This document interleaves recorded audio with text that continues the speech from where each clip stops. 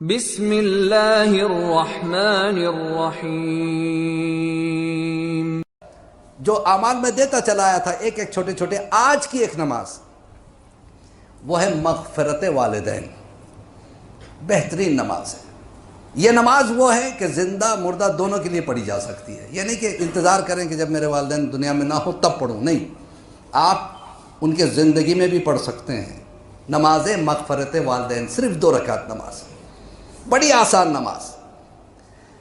پہلی رکعت میں 1 علم کے بعد قل هو اللہ احد، دوسری رکعت میں 1 علم کے بعد انا اعطیناک الکوثر، پھر اس کے بعد قنوت، پھر جو ہے نا رکوع، سجدے، تشہد، سلام، بالکل صبح کی نماز کی طرح۔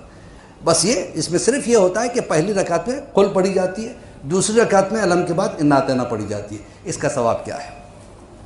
اس کا ثواب یہ ہے کہ یہ نماز صرف والدین کے لیے نہیں، آپ اپنی اولاد کے لیے بھی پڑھ سکتے ہیں۔ مغفرت اولاد، مغفرت والدین اور مغفرت مومنین و مومنات۔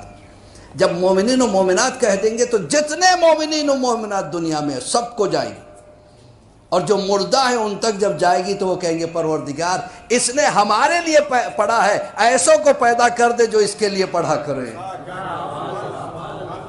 اس نماز کا سب سے بڑا ثواب یہ ہے، اس نماز کے بعد مانگی جانے والی دعا پہ مردگان آمین کہتے ہیں۔ اللہ اکبر۔ زندہ کی دعا قبول دیر سے ہوتی ہے، مردہ کی دعا اللہ فوراً قبول کر لیتا ہے۔